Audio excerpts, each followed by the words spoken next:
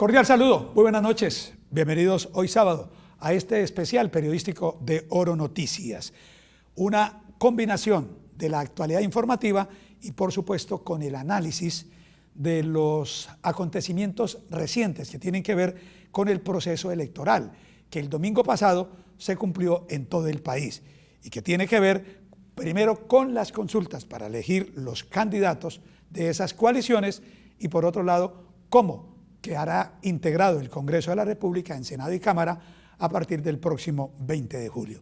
Nos acompaña esta noche en el estudio el doctor Sergio Isnardo Muñoz Villarreal, una persona muy conocida, fue candidato a la alcaldía de Bucaramanga, ha ocupado cargos importantes, fue el cerebro en el tema de planear todo lo que tiene que ver con el departamento, con los grandes logros que se obtuvieron con el gobierno central, sobre todo por su cargo de secretario de Planeación Departamental. Buenas noches, doctor Sergio Isnardo, bienvenido a Oro Noticias. Muy buenas noches, Carlos Julio, muchas gracias por la invitación, un saludo para todos los televidentes y sí, estamos aquí nuevamente, ya se supone que más reposados, deberíamos estar más reposados después de casi una semana de pasar las elecciones, pero esto sigue caliente, esto no se ha dejado de mover y la verdad es que esperaba uno que a estas alturas ya está el panorama mucho más tranquilo, pero pues lamentablemente no es así. Las aguas calmadas, pero como usted lo dice, y muchas gracias porque el domingo, obtuvimos un registro de Ibope muy importante, la gente vio en esa hora entre 7:30 y 8:30 toda la actualidad y sobre todo los resultados al instante. Una vez se producía el boletín de la registraduría, ustedes no solamente conocían las cifras, sino también el análisis de lo que estaba sucediendo y de lo que finalmente pasó con los hechos que correspondían al departamento de Santander. Pero entremos en materia, doctor Sergio Isnardo.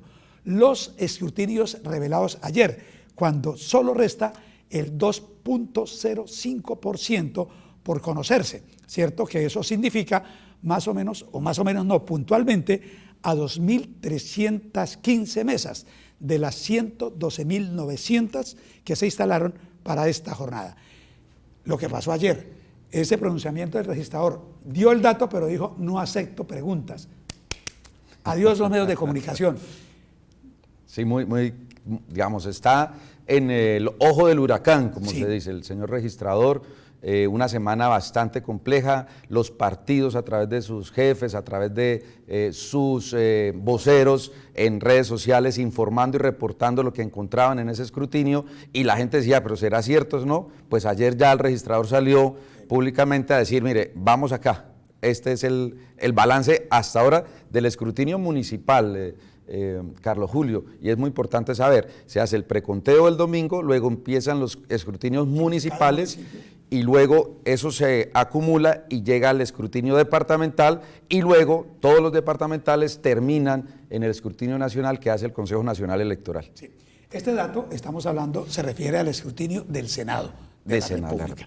De Senado, y es muy fundamental, televidentes, y por eso pues hemos invitado al doctor Sergio Isnardo, porque hay un movimiento fuerte que sin duda polariza mucho más, y vamos a entrar a hablar por qué con el resultado de las consultas el pasado domingo, y es por lo que aconteció con el pacto histórico, es decir, de 16 se habla 19 curules, ojo, no se puede decir que tiene 16 o queda con 19, porque será finalmente el Consejo Nacional Electoral como máximo tribunal del país el que se encargue de decir, a usted le corresponde, a usted también, a usted no, y ahí pues ya no habrá nada que hacer, porque habrá en este momento los recursos de todos los partidos, como ya se sabe, ¿cierto? Los partidos están reculando y sin duda, pues ahí el tema va a estar centrado, porque algunos piden que haya conteo mesa tras mesa, es decir, esto se va a dilatar. Pero bueno, esto que ha sucedido, ¿por qué? ¿Qué pasó, doctor Sergio Isnardo?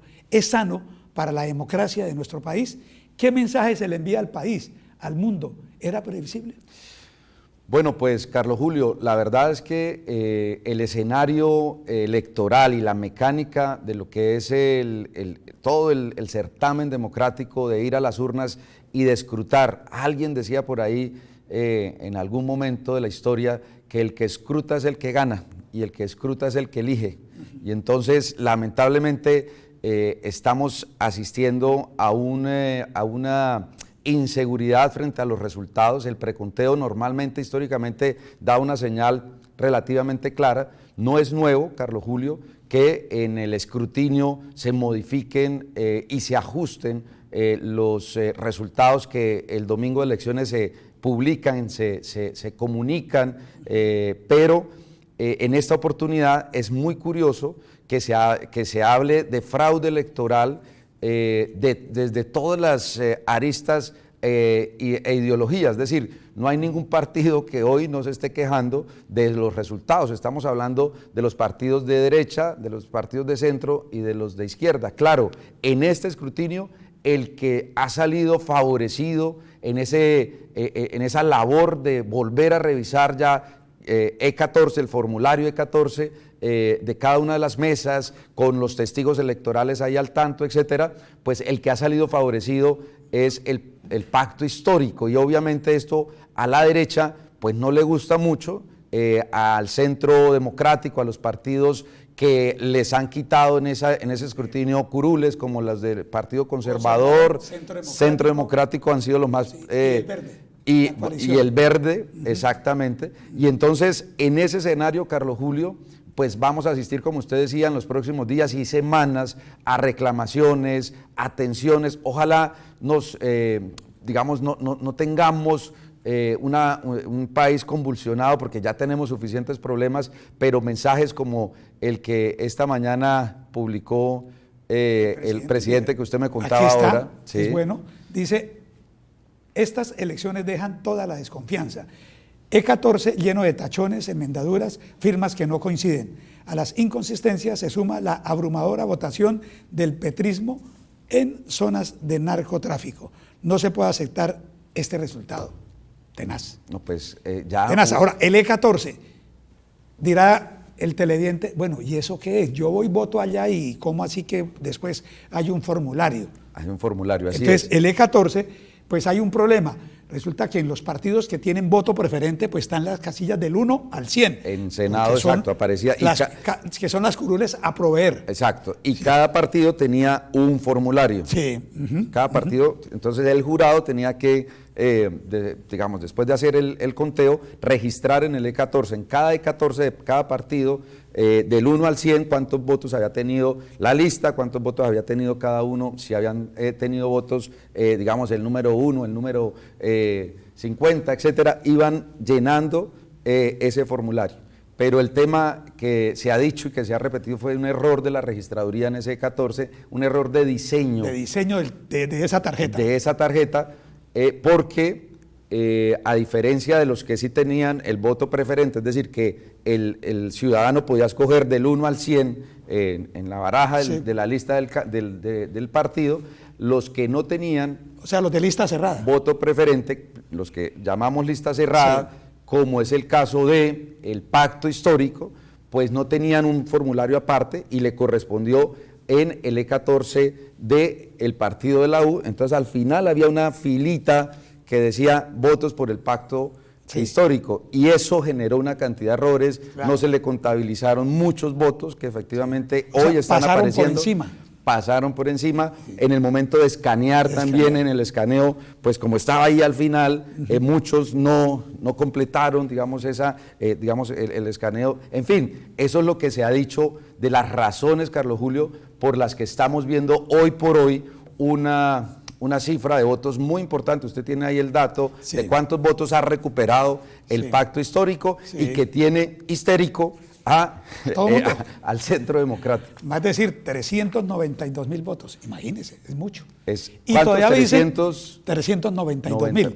Y como quedan todavía 2.315 mesas, sí, dicen que pues ahí pueden venir otros votos y que inclusive el pacto histórico podría llegar a 20 curules. Sí. Bueno, vamos a ver. Yo quiero señalar que, decía al comienzo, no es nuevo. No es nuevo, hace 4 años pasó fue lo contrario. En este sistema, claro, se revela más rápido.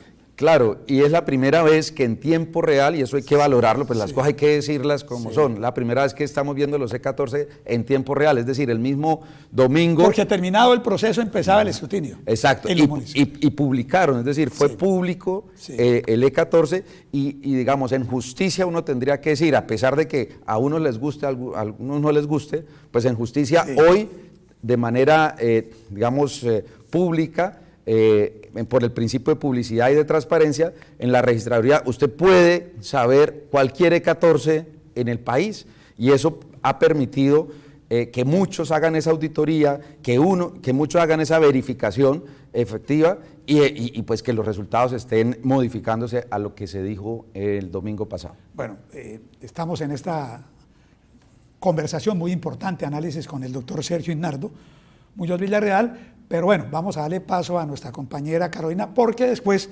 estaremos igualmente con el tema de Santander. Es decir, porque, digamos, no de carambola, sino en el resultado que se está haciendo, pues el departamento pasaría a tener 10 senadores, ojo, 10 senadores nacidos acá, pero que realmente tengan que ver con el departamento, creemos que estamos entre 7 y 8. Así es. Pero eso lo analizaremos, doctor Sergio Hiznardo y televidentes, después de las noticias, porque vamos con Carolina Torrado al estudio 2, con toda la información, la actualidad noticiosa, y estaremos al cierre de este primer segmento, por supuesto, tocando el tema en lo que corresponde con Santander y particularmente con Sandra Jaimes, una docente charaleña que se convierte en nueva senadora de la República.